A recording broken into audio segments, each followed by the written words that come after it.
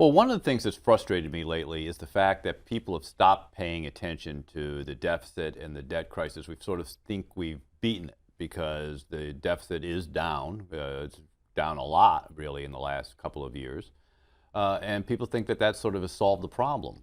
But the reality is we're in a very temporary lull, and within just a year or so, we're going to see the deficits go back up. We're adding to the debt every year. We haven't even begun to hit the problem that's going to kick in when the real entitlements, Medicare, Medicaid, Social Security, begin to start adding up. And if we don't start acting now, while sort of the sun is shining, we're going to be in real trouble once the rain starts.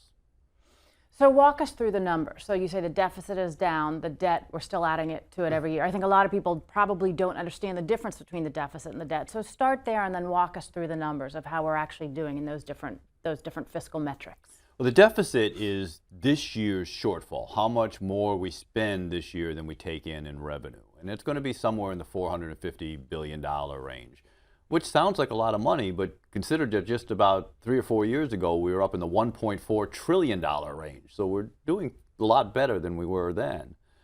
But as I say, that's just a temporary thing. We're going to, in a couple of years, begin to see that begin to go back up.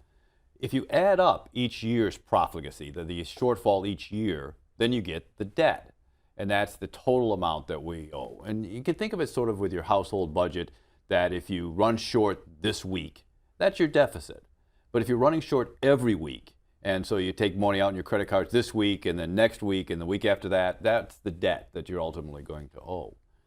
And so when we talk about the national debt, that's what we're talking about, is how much the deficits have added up sort of each year. And the national debt consists of both the debt held by the public, which is the debt that's in your portfolio. If you have government bonds, or you have treasury bonds, you have debt held by the public. You're the public. Of course, it's also the part that the Chinese hold and the Japanese and so on. Foreign governments hold about 40% of it. But that's sort of one type of debt. It's the most solid, the hardest debt, the debt the economists talk about a lot.